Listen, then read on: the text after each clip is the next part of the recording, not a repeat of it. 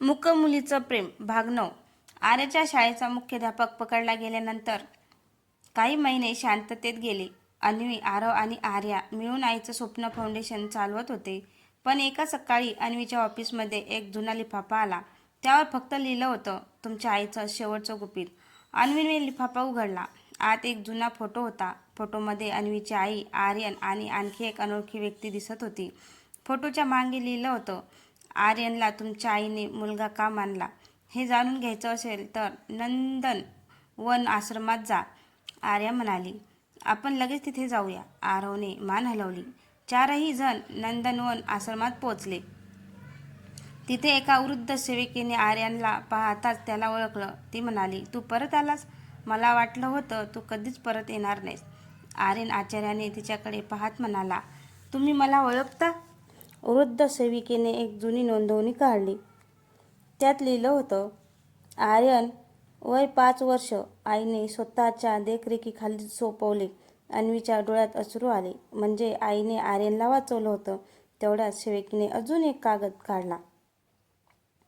त्यावर अन्वीच्या आईची सही होती. आर्यन हा माझ्या मुलीच्या भविष्याचं रक्षक असेल. आर्या आणि अन्वी एकमेकींकडे पाहू लागल्या. पण त्या कागदाच्या मागे एक शेवटची ओळ होती. त्याला अजून एक सत्य सांगितलेलं नाही. अथर्वने विचारलं, कोणतं सत्य? अजून कोणतं सत्य? वृद्ध सेविका म्हणाली, आर्यनला तुमच्या कुटुंबाचा फक्त रक्षक समजू नका. तो या संपूर्ण रहस्याची सुरुवात आहे. नंदनवन आश्रमातील त्या शब्दानंतर अन्वी, आर्या आणि आर्यन तिथे शांत उभे होते. आर्यनने वृद्ध सेविकेला विचारले, माझ्या जन्माबद्दल तुम्हाला काय माहिती आहे? वृद्ध सेविकेने एक जुना संदूक उघडला. त्यातून तिने एक लहान अशी डायरी बाहेर काढली. डायरीच्या पहिल्याच पानावर अन्वीच्या आईचं नाव होतं. त्यात लिहिलं होतं, आर्यनला मी आश्रमात सोडलं नाही. मी त्याला एका मोठ्या संकटापासून वाचवलं होतं. आर्यनच्या डोळ्यात प्रश्न उभा राहिला, पण माझं कुटुंब कोणतं होतं? पुढच्या पानावर एक फोटो चिकटवलेला होता. फोटो पाहताच आर्या हादरली. त्यात तिचे आई वडील, अन्वीची आई आणि एक लहान आर्यन दिसत होते. अन्वीने वहीत लिहिलं, म्हणजे आपल्या कुटुंबाची ओळख आधीपासूनच होती. वृद्ध सेविका म्हणाली, हो, तुमच्या आईने तुम्हा तिघांना एकत्र सुरक्षित ठेवण्याचा प्रयत्न केला होता. आरवने विचारलं, मग तिने हे सगळं गुपित का ठेवलं? सेविकेने उत्तर दिलं, कारण तिला एका व्यक्तीची भीती होती. ती व्यक्तीचं नाव सांगणार इतक्यात आश्रमाच्या बाहेर एक गाडी येऊन थांबली. एक अनोळखी महिला आत आली. तिने अन्वीला पाहताच तिच्या हातातील डायरीकडे पाहिलं. ती शांतपणे म्हणाली, ही डायरी तुम्हाला मिळाली आहे, म्हणजे आता आम्हाला सगळं सांगण्याची वेळ आली आहे. अन्वीने तिच्याकडे प्रश्नार्थक नजरेने पाहिलं. महिलेने स्वतःची ओळख सांगितली, मी तुमच्या आईची शेवटची मैत्रीण आहे. आणि मग तिने एक फोटो पुढे काढला. फोटोच्या मागे लिहिलं होतं, अन्वी, आर्या आणि आर्यन, तुमचं नातं तुम्हाला वाटतं त्यापेक्षा खूप मोठं आहे. अन्वी, आर्या आणि आर्यन त्या महिलेच्या बोलण्याकडे लक्ष देऊन ऐकत होते. ती महिला म्हणाली, तुमच्या आईने शेवटच्या दिवसात माझ्याकडे काही कागदपत्र सोपवली होती. तिने एक सीलबंद पॉकेट अन्वीच्या हातात दिलं. अन्वीने पॉकेट उघडलं. आत 3 चिठ्ठ्या होत्या.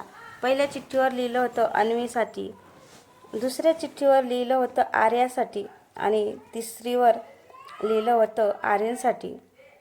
अन्वीने स्वतःची चिठ्ठी उघडली. त्यात लिहिलं होतं, माझ्या मुली, तुझं आयुष्य प्रेमाने भरलेलं आहे, पण एक दिवस तुला आपल्या कुटुंबाच्या भूतकाळाचा सामना करावा लागेल.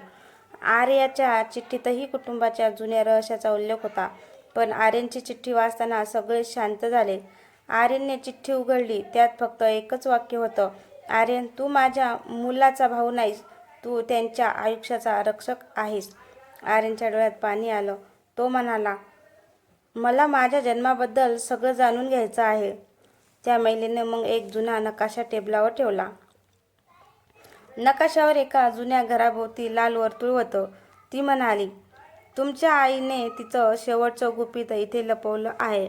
अन्वीने नकाशावरचं नाव वाचलं, शांतिवनवाडा. त्या रात्री अन्वी, आरव, आर्या आणि आर्यन शांतिवनवाड्याकडे निघाले. वाड्याच्या दारावर पोहोचताच दार स्वतःहून उघडलं. आत एका भिंतीवर मोठं चित्र होतं. चित्राच्या खाली लिहिलं होतं, ज्याने हे चित्र ओळखलं त्याला सत्य सापडेल. अन्वीने चित्राकडे बारकाईने पाहिलं आणि अचानक तिला आईच्या डायरीतले एक वाक्य आठवलं. चंद्र जिथे दिसत नाही तिथेच प्रकाश लपलेला असतो. ती भिंतीवरील एका काळ्या चौकटीजवळ गेली. क्लिक, भिंत हलली आणि आत एक गुप्त खोली उघडली. गुप्त खोली उघडताच अन्वी, आरव, आर्या आणि आर्यन आत गेले. खोलीत जुन्या फाईल्स, फोटो आणि काही सीलबंद पेट्या होत्या. मधोमध एका टेबलावर अन्वीच्या आईचा फोटो ठेवलेला होता. त्याच्या बाजूला एक पत्र होतं. अन्वीने पत्र उघडलं. त्यात लिहिलं होतं, माझ्या मुलींनो आणि आर्यन, जर तुम्ही इथपर्यंत पोहोचला असाल तर आता माझं शेवटचं सत्य तुम्हाला सांगण्याची वेळ आली आहे. सगळे शांत झाले. पत्रात पुढे लिहिलं होतं, आर्यनला मी आश्रमात पाठवलं कारण त्याच्याकडे अशी माहिती होती जी चुकीच्या लोकांच्या हातात गेली असती तर अनेक कुटुंबाचं आयुष्य उद्ध्वस्त झालं असतं. आर्यनने आश्चर्याने विचारलं, मग माझ्याकडे अशी कोणती माहिती होती? अन्वीने टेबलवरील एक छोटी पेटी उघडली. आत एक जुना मेमरी कार्ड होता. आरवने तो संगणकात लावला.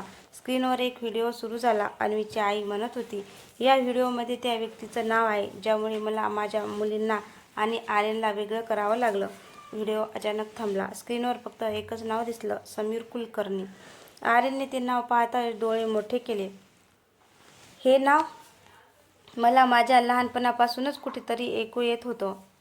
तेवढ्यात गुप्त खोलीच्या बाहेर कुणीतरी दार ठोठावलं.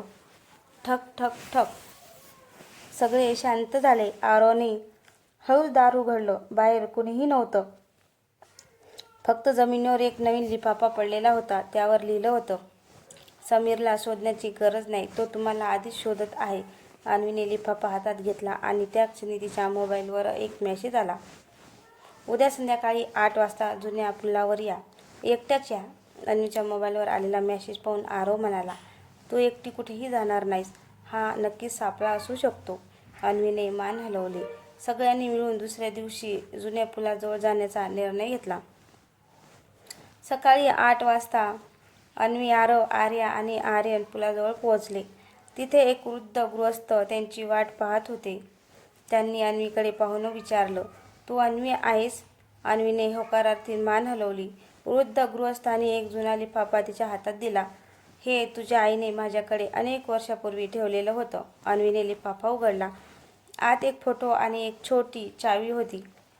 फोटोच्या मागे लिहिलं होतं, ही चावी त्या घराची आहे जिथे तुमच्या कुटुंबाचं खरं सत्य दडलेलं आहे. आर्यनने फोटो पाहिला आणि अचानक म्हणाला, हे घर मला आठवतंय. सगळे त्याच्याकडे वळले. तो म्हणाला, मी लहान असताना एका घरात काही वर्ष राहिलो होतो, पण मला त्या घराचा पत्ता कधीच सांगितला नव्हता. वृद्ध गृहस्थ म्हणाले, तोच तो घर आहे, चंद्रकांतवाडा. दुपारी सगळे चंद्रकांतवाड्यात पोहोचले. चावीने दार उघडलं. आत एका खोलीत जुन्या कुटुंबियाच्या वस्तू होत्या. आर्यनने एक छोटा लाकडी घोडा पाहिला. तो हातात घेताच त्याच्या चेहऱ्यावर आठवणी उमटल्या. हा माझाच आहे. अचानक भिंतीवर लावलेला एक फोटो खाली पडला. फोटोच्या मागे एक कागद होता. त्यावर लिहिलं होतं, समीर कुलकर्णी हा फक्त नाव आहे, खरी व्यक्ती अजूनही तुमच्याच जवळ आहे. सगळे एकमेकांकडे पाहू लागले. आरव म्हणाला, म्हणजे आपल्याला ओळखणाऱ्या लोकांपैकीच कोणी या सगळ्या मागे आहे. तेवढ्यात बाहेरून दरवाजा बंद झाल्याचा आवाज आला. धाडकन आणि वाड्यातील सगळे दिवे बंद झाले. वाड्यात अचानक अंधार पसरला.